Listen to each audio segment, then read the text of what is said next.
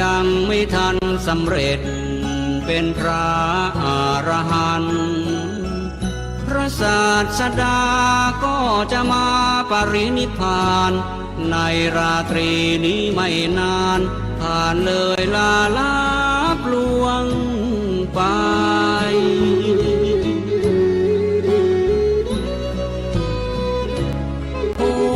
เราทำชั้นใดเมื่อสิ้นแล้วพระผู้ทรงชัยพระอานนท์กำสด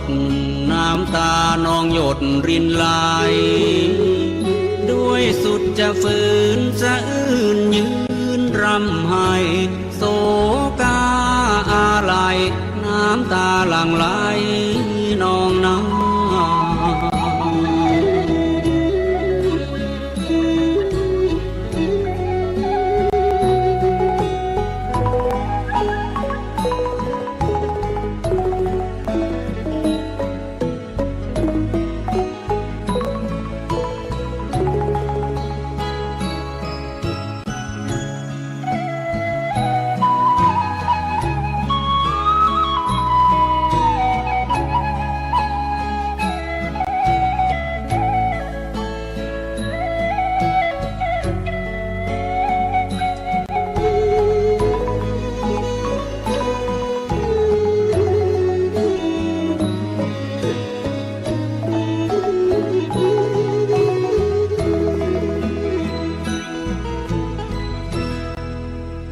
องค์พระโทศพลไม่เห็นอานนท์อยู่ในนั้น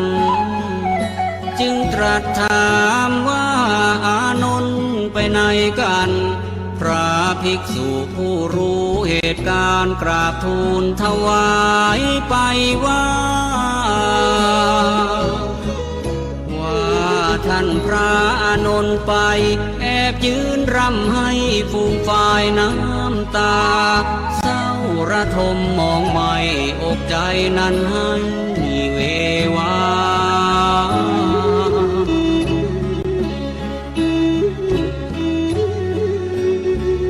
ยามใดสิ้นสูญพระดุลยศาสดาก็ดังชีวาพระอานนท์นั้นสิ้นไป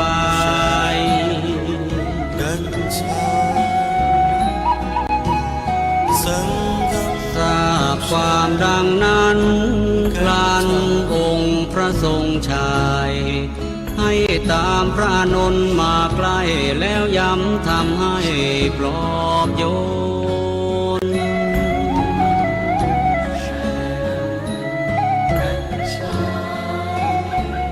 ลดความเศร้าหมองที่เข้าครองในกมลแก่พระอานนท์ให้คลายทุกข์ทนวิญญาณ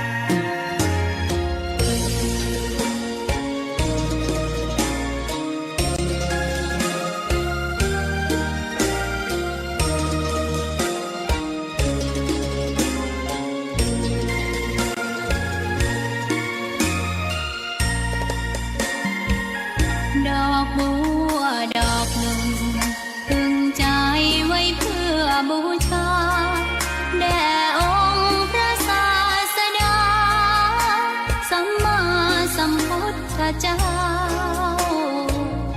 มีความงามเงียบไม่เปรียบเทียบเขาเทียบเราใครมองไม่งามช่างเขา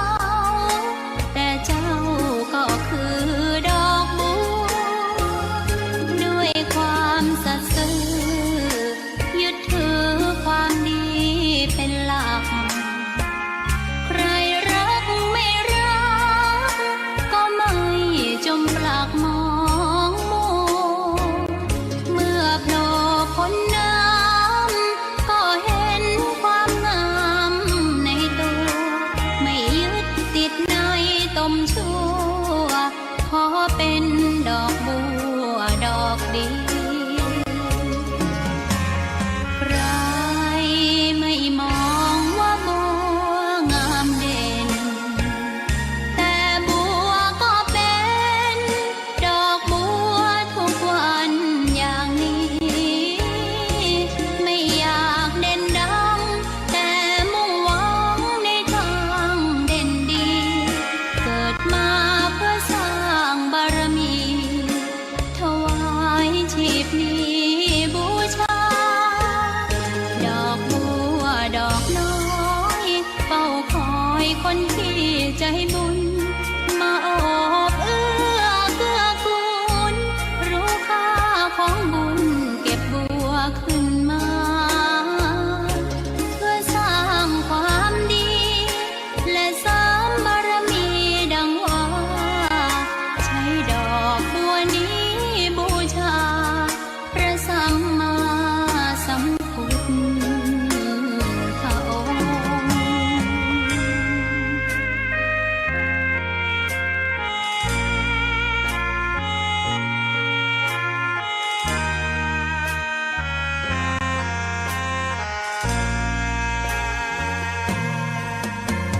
ใครไม่มองว่าบัวงามเด่นแต่บัวก็เป็นดอกบัวทุกวันอย่างนี้ไม่อยากเด่นดังแต่มุ่งหวังในทางเด่นดีเกิดมาเพื่อสร้างบารมีถวายชีพนี้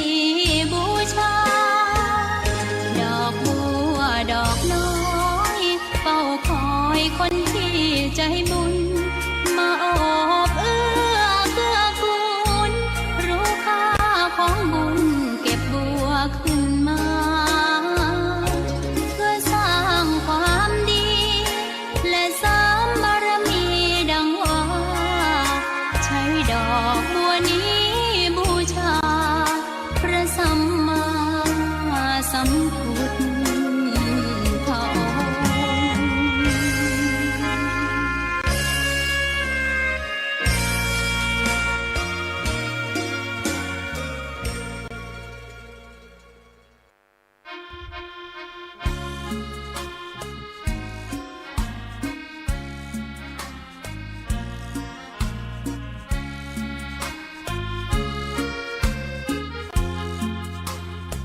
ธรรมะสวัสดีครับศรัทธาญาติโยมในช่วงที่สองเนาะช่วงแรกจบลงไป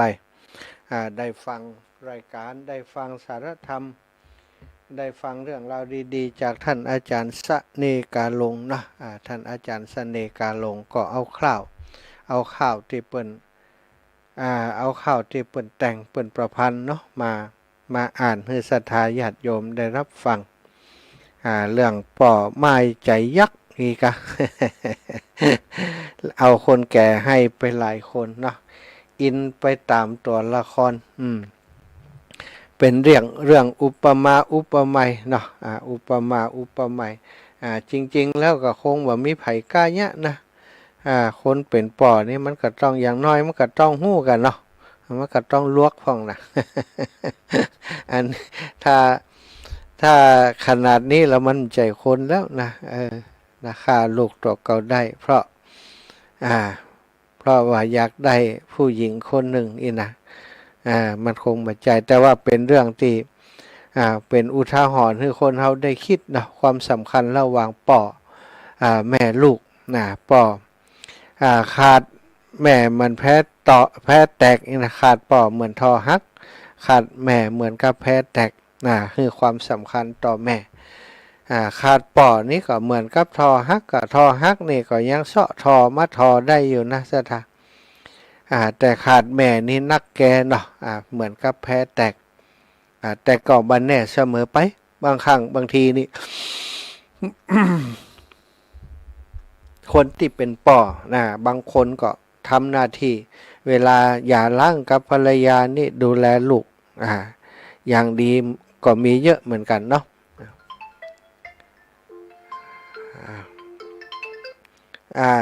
กำลังเข้ารายการยังไดนี่แม่เอาน้ำมันนะแต่วันนั้นนะโอ้แม่ฟังเวลาเข้ารายการฟังโทรมาเจอกะไปเอาวันนั้นวันนี้ยังไง เดี๋ยวตามใจเธอแล้วฉันจะเดือดร้อนกะเอาที่เปิ่นเตรียมตัวไว้นี่กะ ให้อย่าไล่ลุอย่างเอกกันนี่นะคนเกยกันล่ำกับบดีนะสถานมันเกยกันล่ำนะคือใจเนี้ยอย่างก่อยเนี้ยเนาะก็เกยกันล่ำนี่บดีเนาะ แบ่งพื้นที่ให้พ่องนะก็วันเวลาเข้ารายการนี่คือเกียรติกับคนฟังคนอื่นตัวไม่ใจฟังกับเฮาคนเดียวเนาะแล้วก็ต้องระมัดระวังเหมือนกันในการจะอาตมาภาพเวลาจัดรายการก็เวลาจะนำเสนออย่างก็ต้องพิจารณาบางครั้งก็ปรึกษากับครูบาอาจารย์ก่อนแล้วนำมาจากนะก็เรื่องอย่างไปตะกี้นะเรื่องอันปอบางคนติแม่บาอยู่แล้วปอก็เลี้ยงดูแลลูกอย่างดีส่งจนจบการเล่าเรียนการศึกษาเป็นแล้วก็อบรมบ่มเพาะคือเป็นคนดีของสังคมก็มีเยอะนะสถาคนที่เป็นปอที่รับผิดชอบดูแลลูกได้เป็นอย่างดีคนเป็นแม่ก็เช่นเดียวกันบางเตือนั้นเอาตอนอยู่กับป่อนั้นป่อเป็นผู้ที่ทำงานแม่ก็เป็นแม่บ้านดูแลลูกเต้าเข้าบ้านมีอุบัติเหตุเกิดขึ้นหรือว่ามีอะไรอย่างเกิดขึ้นในครอบครัวผู้เป็นสามีมีอันต้องจากไปโดยการเสียชีวิตก็ดีหรือว่าหย่าร้างกันก็ดีภรรยาผู้ที่บ่เคยทำการทำงานเป็นแต่แม่บ้านสลัดคาบของแม่บ้านออกไปมาเป็นแม่เลี้ยงเดียวต่อสู้ชีวิตโดยตัวคนเดียวต่อสู้ชีวิตเลี้ยงดูลูกส่งลูกห้ำลูกเฮียนจนจบการศึกษาชั้นสูงแล้วก็เป็นคนดีของสังคมมีตาในสังคมก็มีหลายสถาญาติโยมหันเป็นตัวจางอยู่เยอะเนาะเตี่ยตมาหู้จักที่เป็นแฟนรายการของเฮาก็หลายคนที่มีลักษณะแบบนี้บางครั้งก็ปวดใจเนาะปวดใจบางเตือก็ทำงานอาจจะเอกมาเลเกเรไปนี่เมียไว้อกไว้ใจเอาไปเอามามีบ้านหลังเล็กหลังน้อยนะนักกีฬานักวิ่งตื่นเจ้าไปวิ่งแต่เจ้าเมียก็ดีใจว่าผัวชอบออกกำลังกายวิ่งไปวิ่งมาได้น้องซีเกมเกิดขึ้นเห็นคน นักวิ่งซีเกมน้องซีเกมนี่เป็นชื่อลูก กับเมียใหม่ ได้ลูกตอนซีเกมเนาะนี่ศรัทธาญาติโยมก็มีนะบางครั้งบางทีปวดใจก็อาจจะนอกจิตนอกใจผู้หญิงเนี่ยซื่อสัตย์เลี้ยงดูลูกอยู่กับครอบครัวพยายามจะทำให้ครอบครัวมีความสุขแต่ปวดใจเปิ่นไปเนี่ยอย่างอันเนี่ยบางคนทำใจบ่ได้เจ็บใจเจ็บปวดหัวใจก็เลยได้เลิกลากันไปเลิกลาก็มาดูแลลูกคนเดียวเลี้ยงลูกคนเดียวก็ประสบความสำเร็จกันนักกันห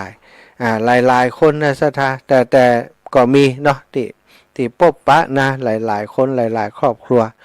พอสามีเป็นอย่างอันเนี่ยภรรยาก็ทำสอนลูกฮือจังป่อเขาด้วยนะอันนี้ก็เป็นสิ่งที่ต้องน่าคิดเหมือนกันนะสถาเนาะ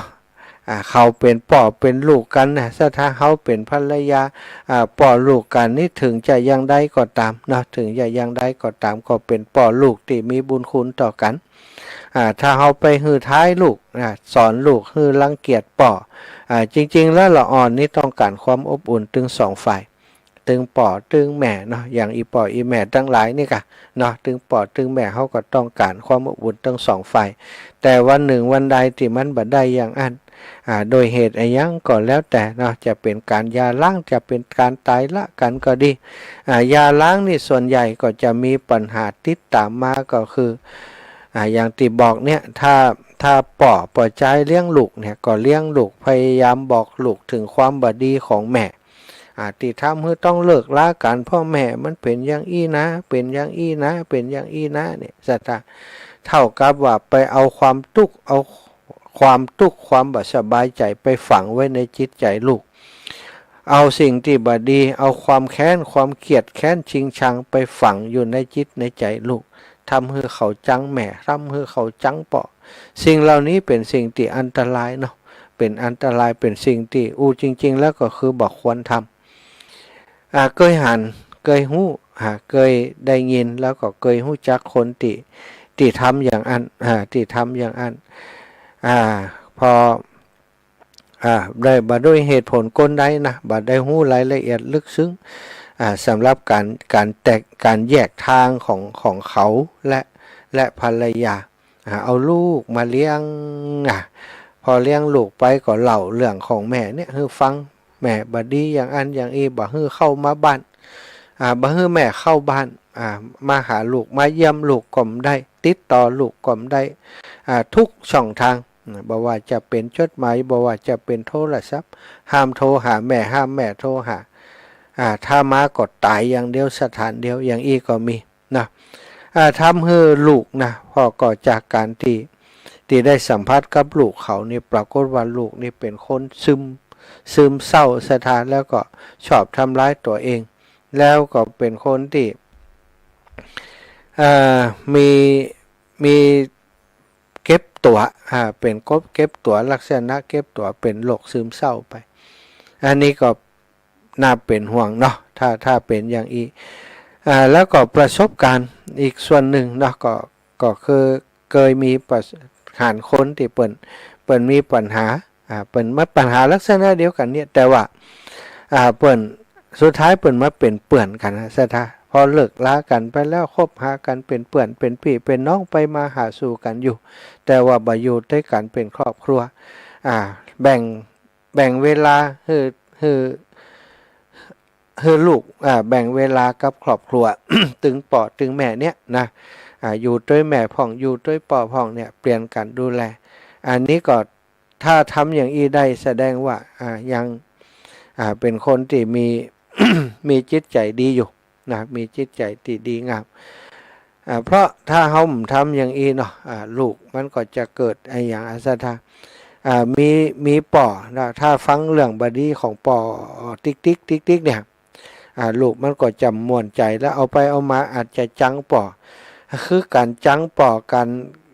จังป่อก็ดีจังแม่ก็ดีแหละสถาถ้าอยู่ในใจก็ถือว่าบดีอยู่แล้วถ้าแสดงออกออกมาภายนอกแล้วสมมุติว่าป่อไปแอวหาที่บ้านหันหน้าป่อก็ด่าจี้หน้าด่าสมมุติได้ว่ามึงมาอย่างนี้นะกูบ่ใจลูกมึงหากูอย่างกูน้อยๆมึงยังเลี้ยงกูนะมึงละแม่กูไปมึงต้องมาถ้าเกิดลูกได้วาจาอย่างอีไปเพราะว่าแม่เนาะแม่ที่เปิ้นพยายามป้อนข้อมูลที่บ่ดีของป่อไปเนี่ยความจริงป่อก็อาจจะมีส่วนดีอยู่เยอะอยู่บางทีการที่เปิ้นทะเลาะเบาแว้งเลิกลากันนี่อาจจะเป็นความผิดบางส่วนก็แม่อาจจะมีความผิดอยู่เนี่ยแต่คนเฮาส่วนใหญ่คือความผิดของตัวนี่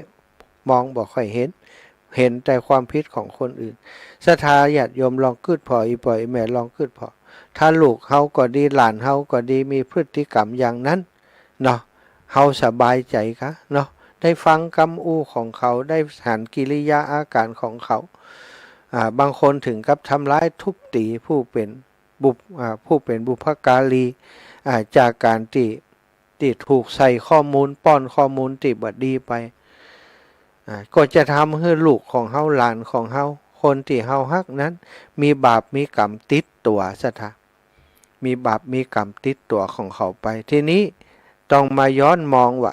มันเกิดขึ้นจากอะไรอย่างเนี่ยมันก็ต้องมองที่คนที่ให้ข้อมูลที่ถึงจะถูกก็ตามบัดถูกก็ตามเด้อเนาะให้ข้อมูลไปทำให้เขาเกลียดชังผู้เป็นป่อเป็นแม่นี่ เป็นสิ่งที่บ่ดีเปิ้นบอกว่าถึงแม้ว่าป่อเปิ้นบ่ได้อยู่เลี้ยงดูเฮาก็ดีนะเปิ้นคนเฮาต้องยอมรับอยู่อย่างหนึ่งถ้าเฮาเชื่อเรื่องราวของพุทธศาสนาบางเตือนเรื่องของกรรมมันก็มีส่วนศรัทธาเคยได้ยินเรื่องของหมอชีวกโกมารพัฒน์นะเนาะหมอชีวกโกมารพัฒน์นี่ก็เป็นลูก ลูกนางหญิงคณิกานะหญิงงามเมืองหญิงคณิกานี่ถ้ามีลูกเป็นแม่หญิงเปิ้นจะเลี้ยงเนี่ยเปิ้นจะเอามาเลี้ยงแล้วให้สืบตำแหน่งแตนนะนางสิริมานี่เป็นนางสิริมานี่เป็นน้องของหมอชีวกนะหมอชีวกนี่เป็นปีอ้ายเนี่ยหมอนางสิริมานี่เป็นน้องนะนางสิริมาที่งามนะสถาเป็นบรรลุเป็นพระโสดาบันเหมือนกันนะนางสิริมาเป็นหญิงงามเมืองนะแม่นี่มีกาดตัวต่อได้จำมาได้แต่ว่าลูกนางสิริมาเนี่ยมีกาดตัวสูงกว่าแม่แม่เพิ่นก็จำมาได้เพราะตอนนี้นึกมาได้เตรียมข้อมูลด้านนั้นแต่ว่านึกถึงเรื่องนี้ขึ้นมาหญิงงามเมืองนี่นะศรัทธาญาติโยมอัน ถ้ามีลูกแม่หญิงเปิ่นจะเลี้ยงไว้แล้วก็เอาสืบแทนตำแหน่งตัวเก่าแต่ถ้ามีลูกเปิดใจเปิ่นก็ต้องเอาไปทิ้งนี่หมอชีวกก็ถูกทิ้งนะศรัทธาถูกเอาไปทิ้งนี่ถูกเอาไปทิ้งพอถูกเอาไปทิ้งก็มีคนด้วยความที่เปิ่นมีบุญศรัทธาตอนที่ถูกไปเอาไปทิ้งนั้นพระราชกุมารชื่อว่าอภัยราชกุมารนี่เป็นลูกของพระเจ้า เป็นลูกของพระเจ้าพิมพิสารเนาะก็ได้เอามาเลี้ยงดูแลเอามาดูแลพอเอามาดูแลก็ไปอยู่ในวังไปอยู่ในวังก็ทีนี้เขาก็ถามว่าเป็นลูกใครอย่างใดเนี่ยคนที่เปิ่นฮู้ข้อมูลมาเปิ่นก็ว่าคนนี้เป็นลูกกำพร้าเป็นลูกบ่มีแม่หมอชีวกก็ฮู้ความจริงมาปุ๊บก็ฮู้ซึกว่าตัวเก่านี้มาอยู่ในวังเพราะบุญเก่าของตัวที่มีบุญเก่าของตัวที่มีบัดเดี๋ยวนี้เฮานี่ถูกคนตั้งหลายดูหมิ่นดูแคลนว่าเป็นลูกกำพร้าเป็นลูกที่บ่มีแม่เป็นหมูกติมมีปอมีแม่ไผเป็นปอเป็นแม่กลมหูพระเจ้าพิมพิสารทรงเลี้ยงไว้ก็เลยคิดว่าถ้าเฮาบ่มีวิทยาการอยู่กับตัวนี้ก็คงจะอยู่ลำบากจึงได้ไปเรียนวิชาแพทย์ที่เมืองตักกศิลาต่อมาก็ได้เป็นหมอประจำพระองค์ของพระสัมมาสัมพุทธเจ้าซะท่าหมอชีวกนี่อดีตจาดก่อนนี้ก็ย้อนที่เปิ่นได้ทำกรรมเอาไว้นะมีลูกแล้วก็ทอดทิ้งลูกเนี่ยศรัทธาทำกรรมเอาไว้กับแห่มคนหนึ่งก็มีลักษณะเดียวกันก็คือโคสกะเศรษฐีนั่นก็ทิ้งลูกเหมือนกันหรอกทิ้งลูกต่อมาพอมาเกิดแห่มจาดนี้ถูกเปิ่นทิ้งถูกเปิ่นทิ้งกันแกล้งเกือบจะเอาชีวิตบลอดศรัทธาญาติโยมเกือบจะเอาชีวิตบลอดแต่ด้วยบุญที่เปิ่นได้สร้างสมไว้มากนักเหมือนกันก็ทำให้กรรมที่ได้ทำไว้นั้นก็หลุดพ้นหลอดพ้นไปได้นะบัดต้องถึงกับเสียชีวิตแต่ว่าลำบากตั้งแต่เป็นน้อยๆเนี่ยมีคนจองล้างจองผ่านจะฆ่าบ่ฮู้กี่รอบเอาไปไว้ป่าจ้าให้หมาจิ้งจอกกินก่อมกินเอาไปไว้ตีขอกงัวจะให้งัวย่ำควายย่ำก็บ่ย่ำเอาไปตั้งล้อตั้งเกวียนให้ล้อย่ำเกวียนย่ำล้อเกวียนก็บ่ย่ำศรัทธาญาติโยมโดยบุญที่เปิ่นยังมีบุญแห่งส่วนหนึ่งกรรมก็ได้ทำบาปก็ได้ทำบุญก็ได้ทำไว้มันก็เลยมาช่วยกันพอบาปจะตอบแทนบุญก็ที่ทำไว้ก็มาเกิดมาเกิงเกิดมาเกิงทำให้เปิ่นหลอดต่อมาก็ได้เป็นโคสกะเศรษฐีอันนี้ก็ย้อนกรรมเก่าเพิ่นนะการที่บางทีเฮาถูกทิ้งกะไอ้ยังกะนี่ศรัทธามันก็เป็นกรรมสนองกันไปมานั่นนะกรรมสนองกันไปมาเฮาต้องบัดโทษเขาต้องบัดโทษซึ่งกันและกันกราบมามองที่ตัวเองสร้างคุณธรรมให้เกิดขึ้นเปิ้นบอกว่าคนดีนี่คนที่ดีคนมีปัญญานี่เปิ้นจะเอาวิกฤตมาเป็นโอกาสแต่คนที่บ่ค่อยมีปัญญาคนที่มีปัญญาทึบนี่มักจะเอาโอกาสไปเป็นวิกฤตสลับกันตรงกันข้ามกันวิกฤตเป็นโอกาสอย่างเช่นว่าคนลูกกำพร้าเนี่ยสนติเป็นลูกกำพร้านี่เปิ้นจะเสงี่ยมเตรียมตัวซะท่าฮู้ว่าตัวเองเป็นลูกกำพร้าอย่างที่ท่าน หมอชีวกเนี่ยฮู้ว่าตัวเก่าเป็นลูกกำพร้าก็บ่ได้น้อยเนื้อต่ำใจนะดีใจว่าเฮาถึงจะเป็นลูกกำพร้าเฮาก็ถูกพระราชาเอามาชุบเลี้ยงถ้าวันนี้เฮายังเป็นปล่อยให้ชุบเลี้ยงอย่างอิ่มได้ถ้าเฮามีวิชาการติดตัวก็บ่สามารถจะช่วยพระราชาเปิ้นได้เอาหยังเนาะจะมาช่วยพระราชาเปิ้นได้ไอ้หยังที่สำคัญที่สุดนะวันหนึ่งก็มานึกขึ้นได้ว่าการที่เป็นหมอนี่จะได้รับเกียรตินักกว่าอาชีพอื่นเพราะหมอนี่คือคนที่ฮื้อชีวิตคนที่ช่วยชีวิตไผก็เคารพนับถือเปิ้นได้มองถึงจุดนี้เลยไปเรียนวิชาแพทย์หมอชีวกจึงเป็นหมอที่เก่งใช่ไหมเก่งวิทยาการเนี่ยสมัยนั้นนะถ้าอู้เรื่องการผ่าตัดนี่นะมันมาใจวิทยาการจะยังสมัยนี้เหรอเนาะมีเครื่องเอ็กซเรย์มีสปาสเปตหมอชีวกนี่ผ่าตัดสมองเนี่ยผ่าตัดคนพระราชาพระเจ้ากรุงอุเชนีกันเนาะที่เปิ้นพระเจ้าจันทประโชดสถาที่เป็นพระเจ้าจันทประโชดนี่โหดนะโหดร้ายนะ ป่วยท่านก็ไปรักษากับพระเจ้าอย่างอีกคนหนึ่งที่อันหมอชีวกไปรักษานั้นเปิ้นอันเป็นโรคเจ็บหัวเจ็บเป็นปวดหัวชนิดที่ว่าจะบรรลอดอยู่แล้วเนี่ยหมอชีวกนี่ก็ใจวิทยาการขนาดที่ไปผ่าตัดสมองได้ยุคนั้นสมัยนั้นเนาะเป็นหมอที่เก่งที่สุดในสมัยนั้นนี่หาตัวเทียมหาตัวจับได้ยากไม่ใช่แค่ 2,000 กว่าปีนะ2,000 กว่าปีที่ผ่านมานี่ภัยก็จะสู้หมอชีวกได้ฝ่องอันนี้ก็เกิดจากการที่เปิ้นเป็นลูกกำพร้านะเป็นลูกกำพร้าเปิ้นก็เอาวิกฤตนั้นมาเป็นโอกาสลูกหลายๆคนที่หันเนาะคนที่ครอบครัวเปิ้นลำบากป่อเสียชีวิตไปแล้วมีแต่แม่อยู่คนเดียวบางคนนี่วิกฤตนักขนาดนั้นป่อบ่ได้เสียชีวิตไปแต่ว่าโดนคดีติดคุกติดตารางคนเป็นลูกเป็นเต้าถูกคนอื่นดูถูกว่าเป็นลูกขี้คุกเป็นลูกป่อมันติดคุกอย่างต่างๆถูกเปื้อนการแกล้งถูกด้อยค่าถูกคนในสังคมตาหน้าเป็นว่าเป็นลูกคนขี้คุกเนี่ยคนที่เปิ้นเจอวิกฤตอย่างนี่ถ้าคนใดนี่มีจิตใจตีนักแน่นจิตใจตีนักแน่นบ่ฟังกรรมที่คนนั้นใส่ร้ายป้ายสีหรือว่าคนนั้นถึงจะความจริงกับจังถึงความจริงจะเป็นอย่างนั้นแต่เขาบ่ได้คิดน้อยเนื้อต่ำใจพยายามถีบตัวเองศึกษาห้ำเฮียนประกอบอาชีพที่สุจริตสร้างตนสร้างตัวเป็นคนดีได้ทำให้ป่อให้แม่ป่อจะติดคุกติดตารางคนเฮามันมีโอกาสผิดพลาดกันได้แต่ว่าพอลูกทำคุณงามความดีอย่างป่อแม่ที่เป็นผู้ให้กำเนิดก็มีกำลังใจก็ดีใจออกจากคุกออกจากตารางมาก็ได้อยู่กับลูกกับเต้าคนแบบนี้เปิ้นเรียกว่าเอาวิกฤตมาเป็นโอกาสคนบางคนนี่เอาโอกาสนั้นมาเป็นวิกฤตยกตัวอย่างก็คือคนที่เกิดมาเป็นลูกคนดีมั่งมีแต่ว่าตัวเองนี่บ่สนใจใฝ่ในการห้ำการเฮียนพ่อแม่ส่งเฮียนก็บ่ใส่ใจบ่สนใจครอบครัวก็อบอุ่นดี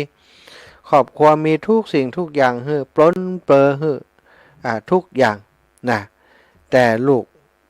บ่เอาของดีบ่เอาอย่างที่ดีไปเอาอย่างที่บ่ดี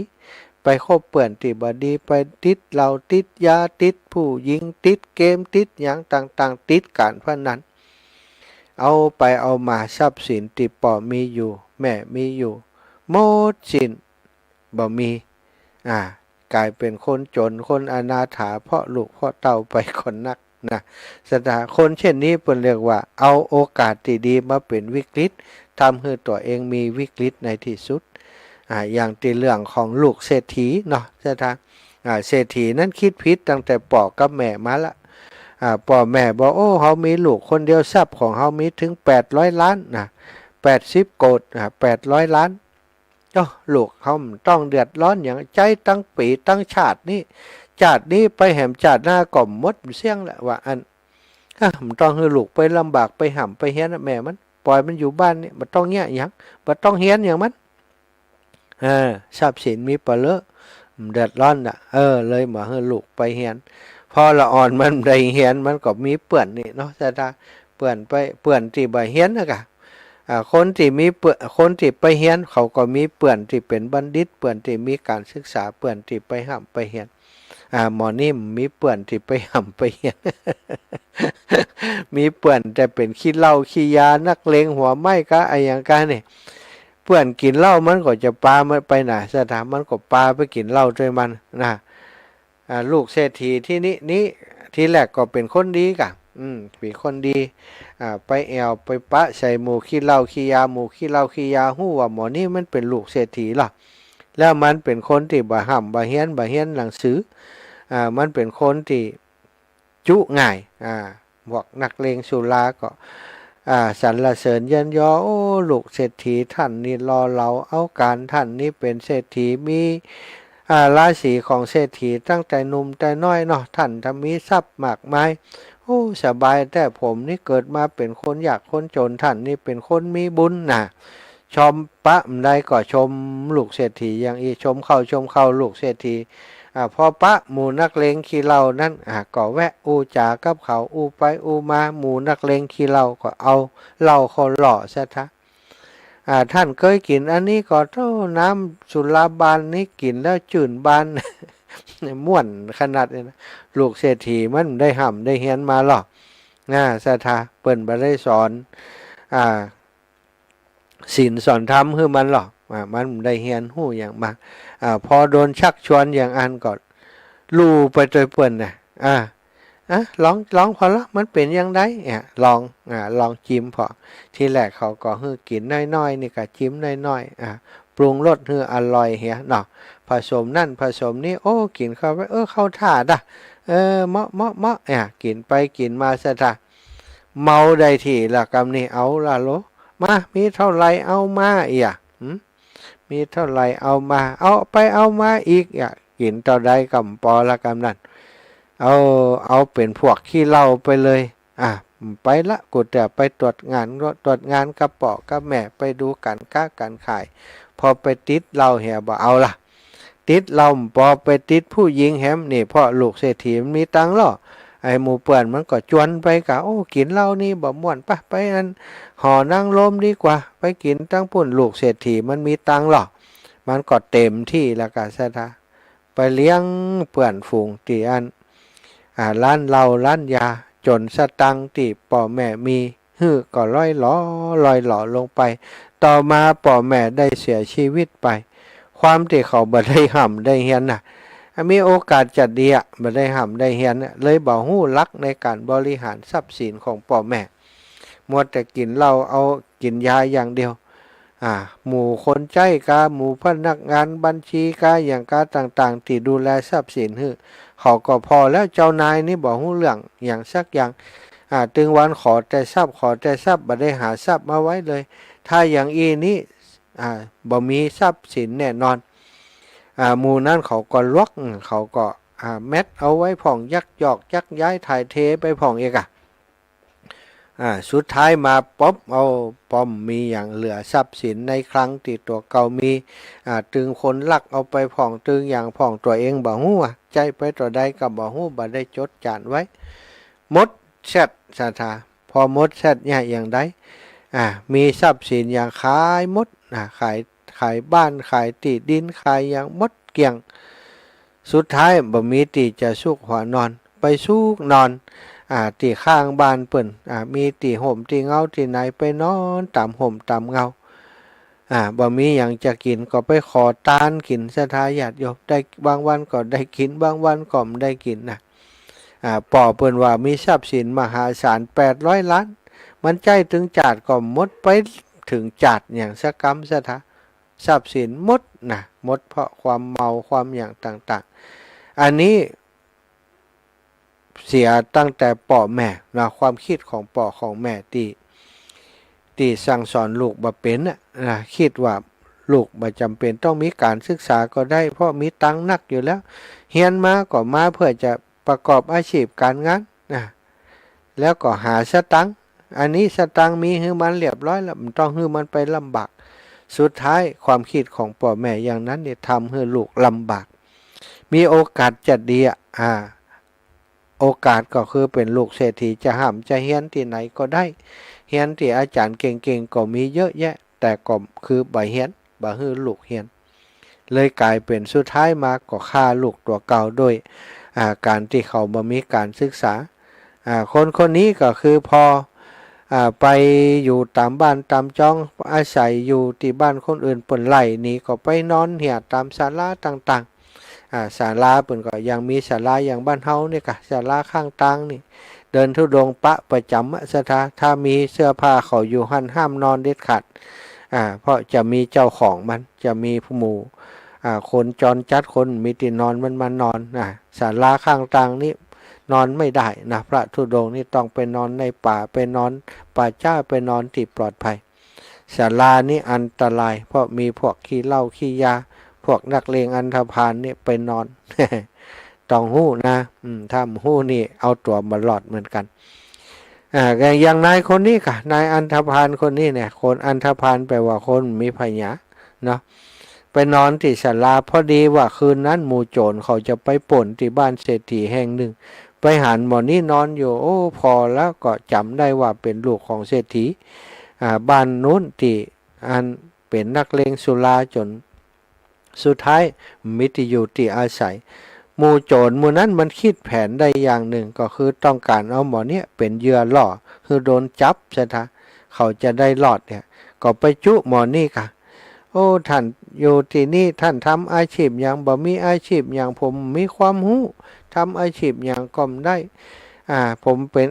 อันลูกเศรษฐีชื่อนนบเดียวทรัพย์สมบัติผมเมียผมเอาไปกินเหล้าหมด โอ้เธออยากได้ตังก็หาเอาหู้วิธีหาเงินง่ายๆเธออยากจะหู้ก็โอ้มีค่ะวิธีหาเงินง่ายๆมีค่ะป้าไปด้วยเฮาเธอทำผมบ่มีอันความหู้นะผมไปให้ผมไปอย่างบ่ยากคิงกำไม่นี่ได้ก็ได้กำค้อนกำมีดกำมีดเขาก็เอามีดคือกำเหียเทียนหนึ่งอย่างอีนะยืนอยู่นี่เนอะเดี๋ยวหมู่เขานี่จะเข้าไปทางไหนตัวยืนอยู่เนี่ยจนกว่าเขาจะออกมาไปไหนนะยืนอยู่นี่เฝ้าหูนี่เฝ้าหูนี่ห้ามไผเข้าห้ามไผเข้าห้ามไผออกถ้าหมู่เขาออกมาปล่อยได้คนอื่นห้ามออก หมู่นั้นก็มุดเข้าไปมันก็ยืนเฝ้ากะใช่ไหมยาวเฝ้าหูกะประตูที่เขามุดเข้าไปนะหมู่นั้นมันมุดเข้าไปป่นทรัพย์บ้านเศรษฐีหรอป่นทรัพย์บ้านเศรษฐีเรียบร้อยแล้วปุ๊บโอ้ปรากฏว่าออกมาทรัพย์มันทรัพย์สินที่ป่นออกมามันตกมันลั่งข้างเข่งคนได้ยินใส่ศรัทธาเขาก็เปิดไฟตามไฟเสาะพอโอ้คนที่นี่ก็หันห้อยเท้าเข้าไปที่คลังสมบัติของเศรษฐีเข้าไปพอก็ปรากฏว่าคลังสมบัติถูกลักถูกขโมยไปเยอะนะก็ห้องกันตื่นขึ้นมาคนทั้งหลายก็ไล่ทรัพย์ออกมาไล่ทรัพย์หมู่โจรนั้นมันมีทางออกทางอื่นหรอทางออกเข้าทางออกทางหนึ่งมันไปออกทางอื่นมันคุดหูไว้เรียบร้อยละหูออกมันไปหายแซบเมินแล้วกะนะหมู่นั้นก็ไล่ทรัพย์แวดบ้านนั่นโอ้ไปปะใส่หมอนี่กำมีดยืนเฝ้าหูอยู่ เธอไหมอย่างนี้มาป่นอีวะมาป่นอีวะเฝ้าอยู่หันหมู่นั่นก็จับได้กะเสถาพอจับได้เรียบร้อยเปิ่นก็ไปส่งพระราชาสุดท้ายโดนประหารชีวิตนะนี่โอกาสจะดีกลายเป็นวิกฤตไปเนาะเพราะฉะนั้นนี่สำคัญคนมีลูกมีเต้าอย่างใดก็ตามเถอะพ่อแม่นะถึงเปิ่นบ่ได้เลี้ยงดูก็มีความสำคัญแล้วลูกพ่อแม่ก็เหมือนกันนะมีลูกมีเต้าก็ให้ความสำคัญกับลูกกับเต้าโดยเฉพาะเรื่องการศึกษาการอบรมบ่มเพาะให้เขาเป็นคนดีให้ลูกเป็นคนดีมีความกตัญญูนี่ถ้าอบรมเขาดีนะสถาโดยเฉพาะคุณธรรมที่ควรจะมีสิ่งแรกก็คือความกตัญญูเพราะเปรียบว่าความกตัญญูนี้เปรียบเสมือนแผ่นดินถ้าแผ่นดินสถาถ้าเปรียบความกตัญญูเหมือนแผ่นดินก็คือว่า แผ่นดินนั้นจะปลูกอย่างฮืองอกงามอาจจะปลูกผลไม้ปลูกข้าวปลูกพักพืชพักผลไม้อย่างต่างๆก็ต้องปลูกลงดินแม้กระทั่งเพิ่นจะแปลงบ้านแปลงเฮือนเพิ่นก็ปลูกแปลงลงบนดินศรัทธาญาติโยมนะดินที่อุดมสมบูรณ์ปลูกอย่างก็ขึ้นนี่คนเฮานะถ้ามีความกตัญญูถ้ามีความกตัญญูอยู่ในจิตในใจคุณธรรมข้ออื่นๆมันก็เกิดขึ้นในจิตในใจของคนคนนั้นของลูกหลานของเฮาคนมีความกตัญญูจะทำมาค้าขายก็เจริญรุ่งเรืองจะทำอาชีพอะไรอย่างจะเป็นข้าราชการก็เจริญรุ่งเรืองอันนี้จึงเป็นสิ่งที่มีความสำคัญอย่างยิ่งเนาะศรัทธาญาติโยมทั้งหลายเนาะก็มี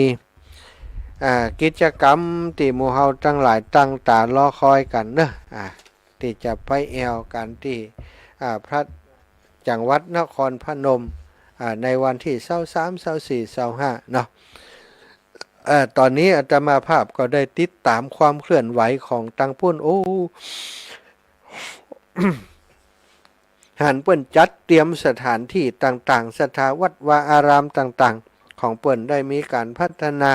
วัดแรกที่เขาจะไปกันเนี่ยวัดเกาะแก้วอัมพวันนี่ท่านพระครูทิติธรรมยานเนี่ยเปิ้นทำพัฒนาทำนู่นทำนี่เพิ่มเติมมาแหมสร้างห้องน้ำเพิ่มเมื่อเอาแหมแล้วก็จัดสถานที่พักที่แรกว่าคนน่าจะประมาณ500ป่ายบัดเดียวนี้700ป่ายสถานญาติโยมฉะนั้นจึงแบ่งที่พักเป็น2ที่นะวัดโสภณารามที่บักไก่จากที่วัดอัมพวันนะอันนั้นก็ฮับได้200ป่ายอีกที่ก็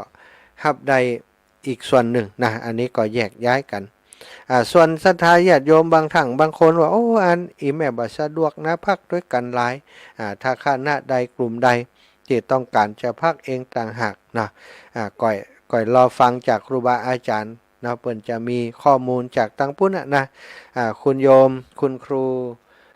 ชัดวลีบุญศิริเกียรติเนี่ยเปิ้นก็เตรียมข้อมูลสถานที่พักที่มีอยู่ตั้งปุ้นแล้วก็โดยเฉพาะของพักพวกเปื่อนฝูงของเปิ้นก็จะฮื้อในราคาที่ประหยัด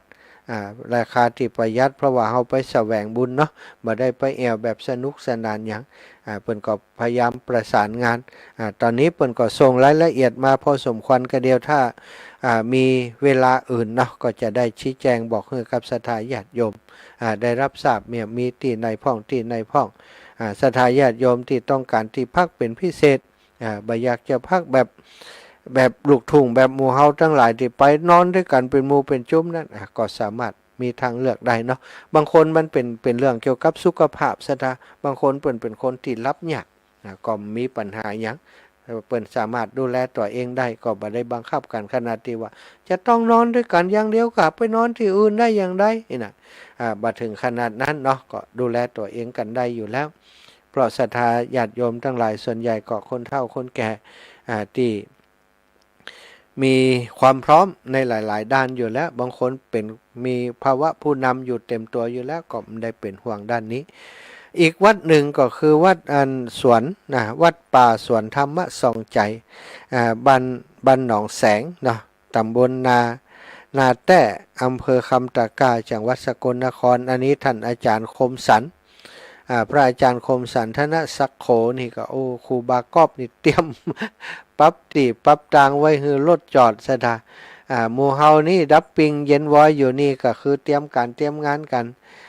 ที่จะเดินทางแต่ตั้งผู้นี่เตรียมการต้อนรับนี่นักกว่าเฮาเนาะเตรียมต้อนรับเตรียมประกาศสเปดกับศรัทธาญาติโยมก็คงจะเป็นครั้งแรกของเปิ้นที่คนไปคณะใหญ่แล้วทำให้เปิ้นต้องดูแลอย่างทั่วถึงเนี่ยเปิ้นก็เตรียมตัวกันไว้ศรัทธาญาติโยมตอนนี้ก็รถแต่ละการก็เต็มเรียบร้อยหมดแล้วเนอะของอาตมาภาพตอนนี้ที่ได้เพิ่มมาอีกคันหนึ่งเพื่อรองรับคนที่เปิ้นตกค้างนะก็ได้คนโดยสารเต็มละ เต็มเรียบร้อยหมดละศรัทธาที่จะไปโดยกันก็เตรียมตัวกันไว้คนที่อีแม่ฟังไปฟังมาก็ใครไปก็นำป้าก็ใครไปนะนะบัดตันแล้วเนาะนอกจากว่าถ้าไป เป็นรถส่วนตัวก้าเหมาต่างหากก้าจะติดตามไปอย่างใดก็ตามอัธยาศัยกันละกันแต่ถ้าจะไปกับคณะต้องแจ้งกับครูบาอาจารย์ก่อนเนอะอย่างน้อยประสานงานกับท่านอาจารย์พระครูอภิวัฒนวิกรมก่อนเปิ้นจะว่าจังใด ถ้าจะติดตามคณะเปิ้นไปบ่ได้ยุ่งเกี่ยวด้วยไอ้อย่างสักอย่างใจว่าจะไปตานด้วยนะจะไปร่วมตานด้วยจะไปร่วมกับคณะได้ก่อนลองปรึกษาหารือกับครูบาอาจารย์ดูเนอะเอาละศรัทธาญาติโยมปั่นเวลาคือศรัทธาโทรมาสักหน่อยตะกี้ได้โทรกับท่านชเนการลงไปจัดลายละเนาะ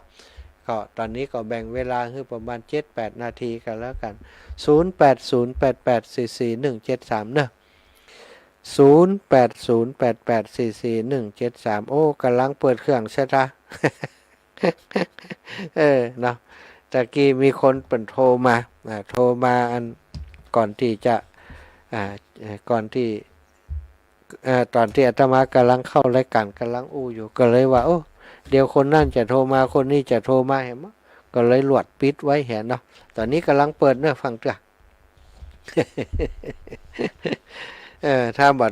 บ่ปิดไว้ก็ยังตะกี้น่ะใช่มั้ยคนเปิ่นบางแต่เปิ่นคุ้นเคยล้ำไปเนี่ยคุ้นเคยล้ำไปชนิดล้ำไปก็เลยบางเตือดิ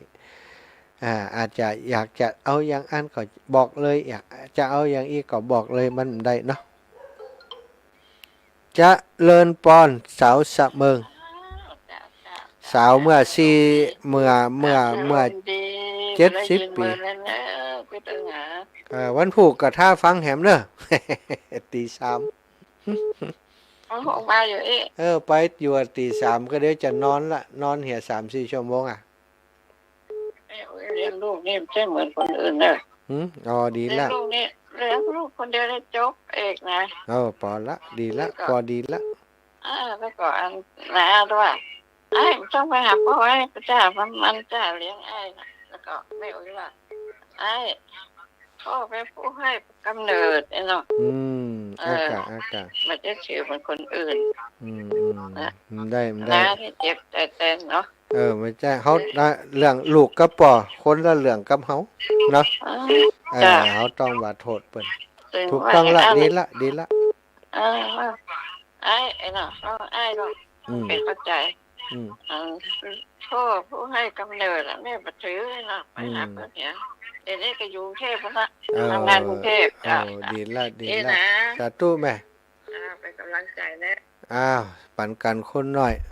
แม่สุแก้วสอนศรีนุสรเจ้าแก่ไว้สาเนอท่านพระมหาเจ้า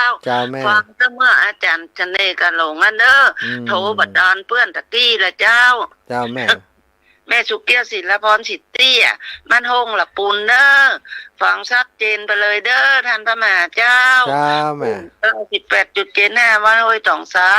ชัดเจนไปเลยเด้อเจ้าเด้อสาธุได้สาระประโยชน์มากนักเลยเด้อเจ้าโยมแม่เจ้ากลับไว้สาธุติดตามกุศลกุองค์นะเจ้าบุญแล้วได้ติดตามกุศลกุองค์เนาะหลากหลายไปป่อบุญธรรมโปงน้องไว้สาครับท่านเสียงดังฟังชัด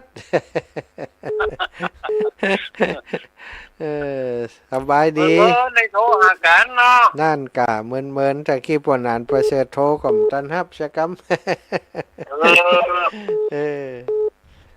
ขอบคุณอีปอนเนอร์รักฟังกันอยู่เนาะครับฟังอยู่ฟังกันนั่งกันหลายบุญรักษาขอบคุณพี่น้องเวียงป่าเป้าแม่ขจารย์เจียงไฮ้กุคนเด้อตั้งแม่สวยตัวครับไว้สาครับพี่น้องตั้งเมืองพานตัวเนอเมืองพานก็รักฟังอยู่แม่กาบแก้วสีอินแก้วพี่น้องไตลือไว้ซะเจ้าโฮมารอบ2ก็ได้อยู่กะเจ้าโทรมามันได้ก็กี่โฮหันเสน่ห์กันลงแล้วอ่ะคนละคนได้อยู่ก็มันแค่หูปฐมเหตุบ้านยมแม่ดีกะท่านอาจารย์มาตักบาตรกะเจ้าวันผูกมาแต่เบิ่มไปอันเมืองปานทำกับเจ้าแม่ทำได้ไปวันผูกนะไป วันไหนจะไปก็อื่นมันนะเกิดแม่อยู่บ้านเจ้า เจ้าสาธุเจ้าแม่ แม่ก็เป็นแม่เลี้ยงเดียวนะ นั่นแหละนั่นแหละดีละเฮาเป็นแม่เลี้ยงเดียวลูกก็ได้ดีหมด ว่ามันต้องไปโกรธปอเนอปนปิ้นผูกกำเนิด เนี่ยถูกต้องถูกต้อง หินยังก่อคือปอหืมยังก่อเสื้อผ้าอาภรณ์น้ำเกยบอกลุงว่าจังปอพ่อผู้ให้กำเนิดถูกต้องถูกต้องซึ่งเป็นเลี้ยงเฮากับแม่เลี้ยงลูกจนประสบความสำเร็จสาธุเนอเจ้าฟังอยู่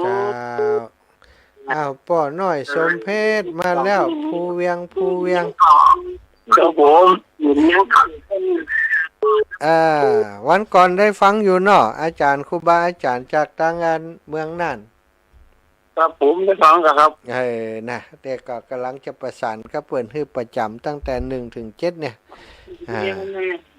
มันจะมาให้มาแล้วครับเปิ้นวันที่1 ถึงที่ 7เดือนหน้าบะโอ้ครับผม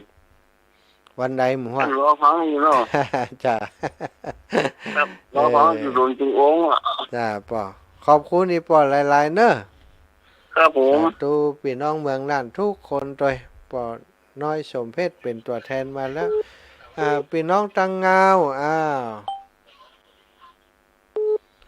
แม่ก้อมกะแม่ก้อมกำบะแม่ก้อม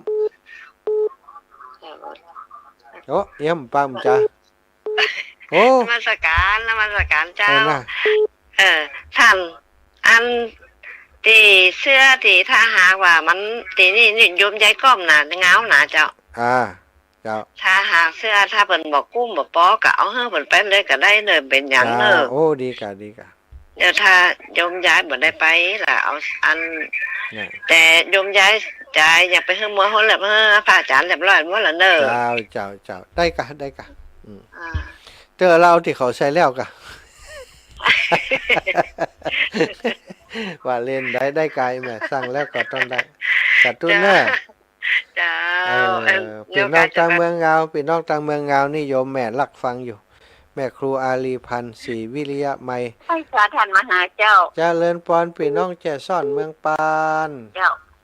แม่ใช้ได้เลขของอาจารย์ตะกี้นะโอ้ได้เตี่ยเขาอยู่รายการอยู่ห้องมีเวลาสอบตะกี้เพิ่นบอกกำจดเพิ่นบอกจดกี้ได้จดก็มาวันนั้นนำได้ฟังก็มาได้ฟังกำกันเดี๋ยวก่อนวันหลังก่อนวันหลังบัดได้เขาอยู่ในรายการอยู่เขาจะไปกดพอยอย่างได้เขาจะไปกดพอยอย่างได้เดี๋ยววันหลังเอามาขอตอนนี้กะไปขอเบอร์โทรคนนั้นคนนี้ตอนเดียวนี่ยังได้เจริญพรผู้นั้นประเสริฐนาน้อยไว้สาครับลูกพระอาจารย์ครับปอที่ถามฟังโถกีบุตรจ้าพ่อครับติดแล้วกรรมละครับสัจจนี่เน้อฝนตกก็ตุลุคุณตกตอนนั้น 3-4 โมงลงหลังๆไอ้ป่อลงนักนี่ตกอยู่เสียๆจังนะครับอันพระอาจารย์รู้เขาสัจจนี่เน้อปอฟังที่สตาร์วิโรเตียนวันทุ่งมงคลน้อยครับจ้าป่อครับขอบคุณของอันเนี่ยก็วารุณีอีกกันเนาะใช่ดารุ่นนี้ป่ะครับดารุ่นนี้จ้าป่ะใจให้ลูกนะครับขอลูกได้อยู่ดีมีสุขเป็นหลวงพ่อหลวงใจจะพอเอามาต่อไปขอลูกรักษาสุขภาพดีนะครับป่อสาธุเนอสาธุบุญรักษาป่อเนอครับสาธุครับโยมแม่เจนจิลาไว้สาเจ้าท่านสมณะเจ้าอีแม่เจ้าฟังชัดเจนดีเนอโอ้ดีแล้วฟังชัดเจนดีขอบคุณหลายๆฟังกุศลจุองค์เนอเจ้าสาธุเจ้ากับไว้สาเจ้าสาธุเจริญพร5461จากที่ไหนตั้งใดจากแม่ห้องไข่สาวงามแม่ห้องไข่กะพักปังล้ำขนาดนะวันนี้เป็นกำลังใจสาธุเดี๋ยวอย่าไปเก็บพักปังสักวันก่อนไม่เอาเลยเจ้าอีแม่สาธุขอบคุณอีแม่หลายๆเนอะเป็นกำลังใจให้เด้อเจ้าแม่เจ้า เจ้าศรัทธาญาติโยมเนอะสำหรับเบอร์โทรของงานท่านเสน่ห์กาหลงที่เปิดเข้ารายการตะกี้เนอะ0871820625 0871820625เนอะศรัทธา0871820625เนาะแต่ว่าตอนนี้ไปโทรหาเปิ้นเนอะเปิ้นรับแล้วก็เวลาหมดเวลาแล้วแม่ยายเจ้าตันชะกรรมล่ะแม่ติขอตะกี้เนอะเบอร์เสน่ห์กาหลง0871820625จบข่าววันนี้สุดพอละหมดเวลา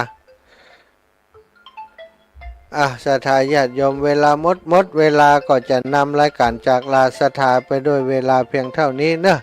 ขอความสุขสวัสดีบังเกิดมีแก่ศรัทธานาบุญทุกท่านทุกคนจัตตารโอธรรมาวัฏันติอายุวันโนสุขังภะลัง